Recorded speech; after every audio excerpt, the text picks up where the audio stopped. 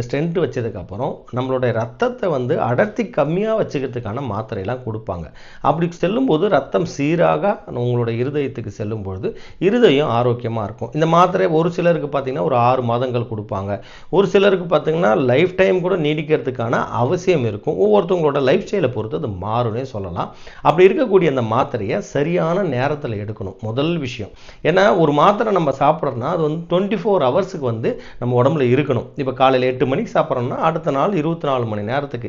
இதற்காக தான் ட்ரக் கம்பெனிஸ்லாம் பார்த்தீங்கன்னா சஸ்டைன்டு ரிலீஸ், கான்டினியூஸ் டெக்னாலஜி அப்படின்னு பல்வேறு விஷயங்களை சொல்லுவாங்க. இது என்ன பண்ணும் அப்படின்னு பார்த்தோம்னா 24 மணி நேரத்துக்கு நம்ம உடம்புல வந்து நம்ம அந்த மாத்திரையை வந்து பொறுமையாக ஸ்லோவாக ரிலீஸ் பண்ணும். சஸ்டைன் ரிலீஸ்லாம் சொல்கிறாங்கல்ல, அதுமாதிரி பொறுமையாக ரிலீஸ் பண்ணி அடுத்த நாள் காலையில் நீங்கள் 8 மணிக்கு மாத்திரை எடுக்கிற வரைக்கும் அது எஃபெக்ட் இருக்கணும்.